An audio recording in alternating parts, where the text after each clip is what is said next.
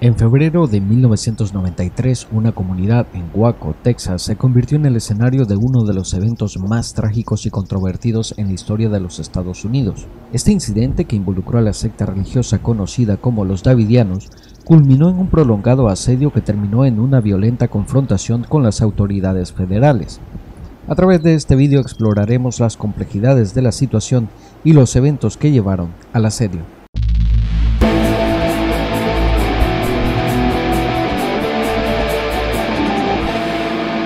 El asedio policial del complejo que pertenecía al culto religioso conocido como Davidianos fue llevado a cabo por el gobierno federal de los Estados Unidos, las fuerzas del orden público del estado de Texas y el ejército de los Estados Unidos, entre el 28 de febrero y el 19 de abril de 1993.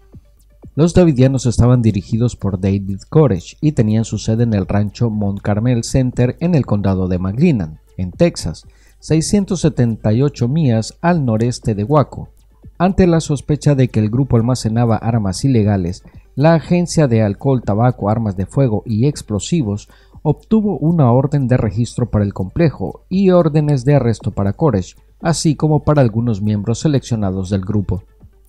La historia de los Davidianos y su líder, David Koresh, se remonta a los años 30 cuando la secta se estableció en Waco. Sin embargo, fue en la década de 1990 cuando la atención nacional se centró en la comunidad. Koresh, quien afirmaba ser el líder espiritual de los Davidianos, atrajo críticas y sospechas por sus enseñanzas apocalípticas y su poligamia. David Koresh, nacido como Vernon Wayne Howell en Houston, Texas, el 17 de agosto de 1959, fue hijo de una madre soltera de 15 años llamada Bonnie Sue Clark y de Bobby Howell, de 20 años. 2 meses después de que Koresh naciera, su padre conoció a otro adolescente y abandonó a Bonnie Sue. Koresh nunca conoció a su padre y su madre empezó a convivir con un alcohólico violento. En 1963, la madre de Koresh abandonó a su novio y dejó a su hijo de 4 años bajo el cuidado de su madre, Earlene Clark. Disléxico y con un pobre desempeño académico, Koresh abandonó los estudios secundarios en el penúltimo año. Sin embargo, a los 11 años de edad, había memorizado por completo el Nuevo Testamento.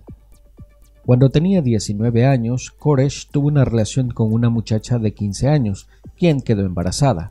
Koresh declaró haber nacido nuevamente cristiano en la Convención Bautista del Sur y pronto se unió a la iglesia a la que asistía su madre, la Iglesia Adventista del Séptimo Día.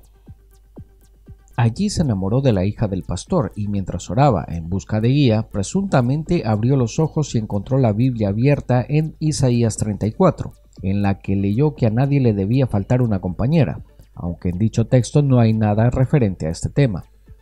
Convencido de que se trataba de una señal de Dios, se acercó al pastor y le dijo que Dios quería que tomara a su hija como esposa. David persistió acosando a la hija del pastor e introduciendo ideas contrarias al mensaje adventista, lo que provocó su expulsión como miembro de la iglesia en 1981. Ese mismo año, Koresh se mudó a Waco en el condado de McLennan, en Texas, donde se unió a los Davidianos, un grupo religioso que se originó de un cisma en los años 1950 de miembros expulsados de la Iglesia Adventista del Séptimo Día en los años 1930.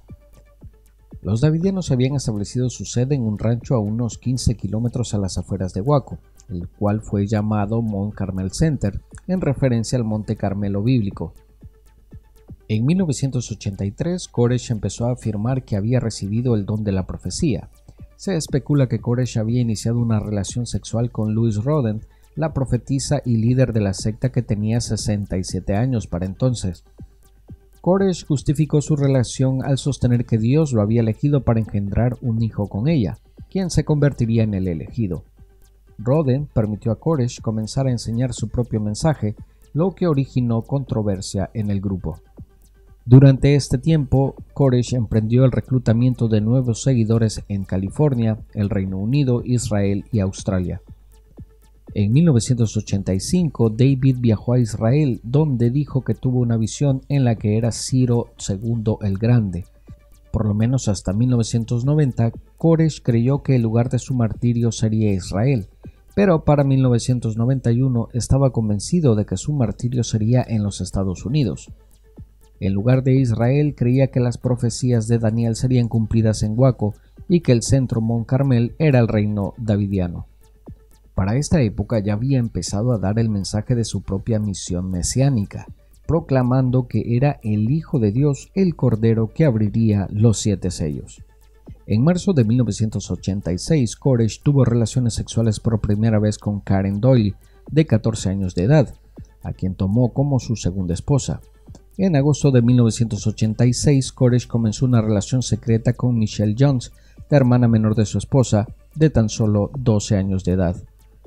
En 1987 quedó convencido tras la interpretación particular del Apocalipsis de que era el elegido por Dios, al creer que podía abrir los 7 sellos, asociando a Babilonia con Estados Unidos en calidad de enemigo. Para 1988 su comportamiento empezó a ser más autoritario y controlador. De acuerdo con su revisión del Apocalipsis, al vencer el Cordero de Dios a Babilonia, la tierra estaría gobernada por un grupo de 24 miembros, lo que convenció a Koresh para mantener relaciones con mujeres vírgenes y engendrar esos 24 hijos. De acuerdo con las leyes de Texas de la época, las relaciones sexuales con chicas desde los 14 años eran legales, siempre que fueran consentidas y con permisos de los padres de la menor, cosa que Koresh hizo. La posterior huida de Mont Carmel de Mark Braud, segundo al mando tras Koresh, sería un inicio para investigar la secta años después. A principios de 1993, la ATF comenzó a investigar la secta de Koresh ante la evidencia de que poseían rifles de asalto y granadas. El 28 de febrero de 1993 a las 9:45 de la mañana, la Agencia de Alcohol, Tabaco, Armas de Fuego y Explosivos intentó ejecutar una orden de allanamiento relacionada con presuntos cargos de abuso sexual y violaciones ilegales de armas.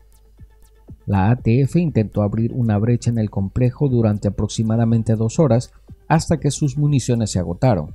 4 agentes de la ATF, Steve Willis, Robert Williams, Todd McKeehan y Conway Charles LeBlue, fueron asesinados y otros 16 agentes resultaron heridos durante la redada. Los 5 davidianos muertos en la incursión de las 9:45 de la mañana fueron Winston Blake, Peter Gent, Peter Hipsman, Perry Jones y J. Dean Wendell. Este enfrentamiento inicial marcó el comienzo de un prolongado asedio que duraría 51 días. Los agentes de la ATF establecieron contacto telefónico con Koresh y otras personas dentro del complejo, grabando las conversaciones.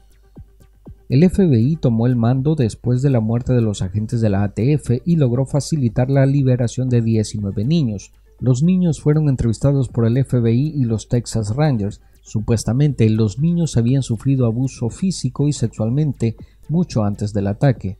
Los niños fueron llevados al hogar metodista de Waco y filmados con la intención de que los asediados los vieran e inducirles a rendirse.